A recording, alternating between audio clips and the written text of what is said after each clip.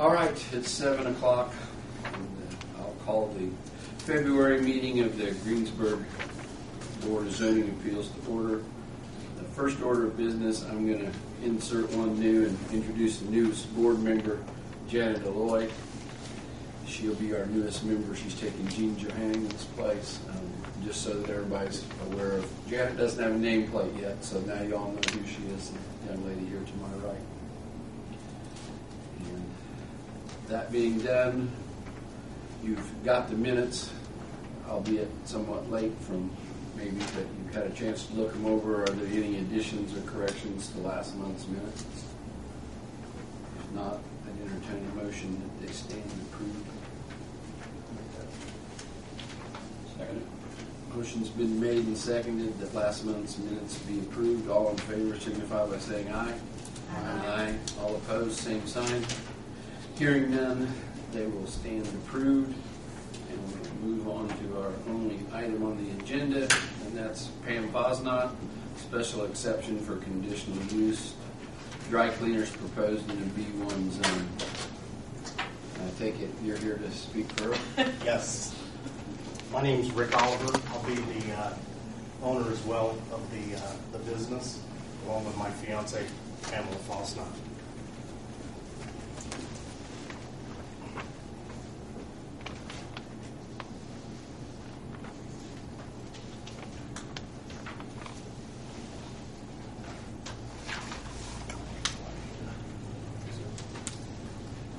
This is just a business overview.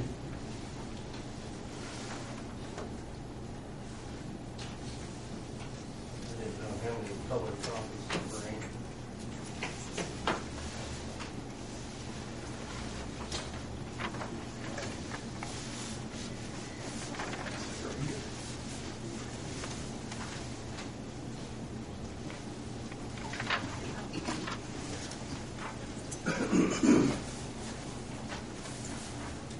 What we would like to do is open up a dry cleaning and laundry service at the said location of business of 225 East Main.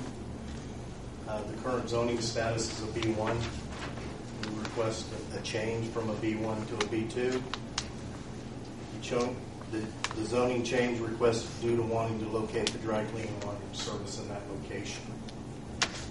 On the next page, our service and commitment to the community would be dry cleaning, pressing, laundry, pickup and delivery upon request. We want to provide a safe, environmentally friendly business, friendly and committed customer service, and also be a good citizen to the community. On the next page is the floor plan and the attachment as far as the layout of the business itself.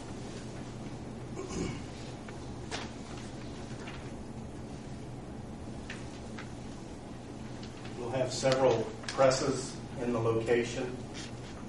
We plan on having an electric boiler system, also a hydrocarbon dry cleaning machine,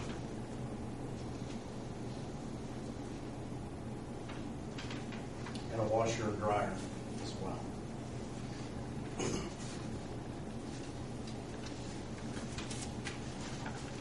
On the next two pages, it gives you an indication of what type of equipment we'll have in the location.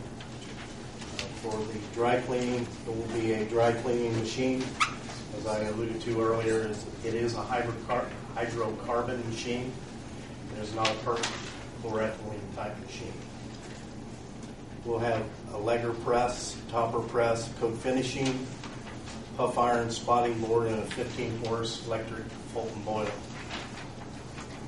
The next page, for the laundry portion of it, we'll have a cuff collar press, a sleever press, a double buck shirt press, a hot head press, and a washer extractor and a dryer electric.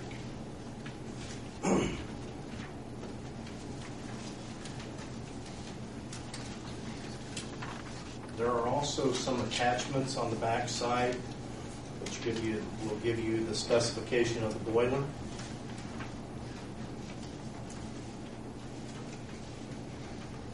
And then the MS DS sheet as far as what type of solvent we'll use in the hydrocarbon machine.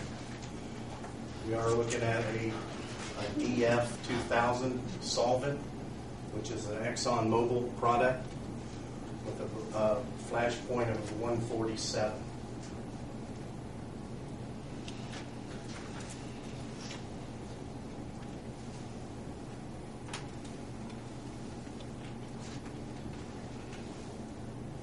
The back portion is an attachment. Is just a study that was performed back in 2005, December of 2005. Hydrocarbon technology, alternative to perchloroethylene for dry cleaning. I just wanted to indicate that there has been a study performed in California. About 85% of the dry cleaners in California use perchloroethylene. The new technology, the more environmental friendly technology that's out there is a hydrocarbon, utilizing those solvents, the DF 2000, Echo Green, and so forth. On page number 8, the executive summary of this study that was performed. The California Air Service Board recently surveyed the dry cleaning industry in California. 82% of the cleaners in California use PERC because of the more stringent regulation and position of landlords. Dry cleaners are converting to alternatives.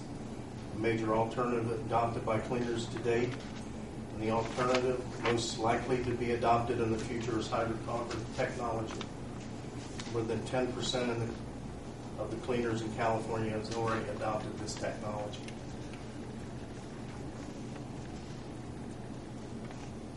On page 9, the DTSC had a special interest in whether or not the waste streams generated in the hydrocarbon process are classified as hazardous waste. The RITA sampled the water streams for 4 tonsil hydrocarbon cleaners and 4 non-tonsil hydrocarbon cleaners. The DTSC hazardous material laboratories analyzed the samples. None of the streams analyzed for the 8 cleans were classified as hazardous waste based on the presence of metal or the characteristics of the flash point. The results revealed that the separator water streams from all 8 facilities did not exhibit aquatic toxicity. And then on page 10, it goes in as well as indicating that hydrocarbon is the alternative dry cleaning method and safer. And that is the technology that we want to utilize in this dry cleaning business.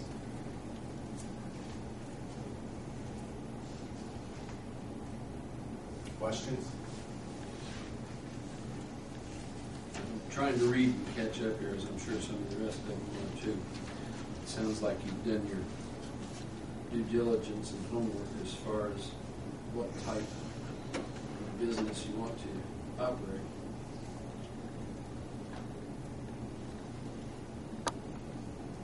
My main concerns will rest with Mr.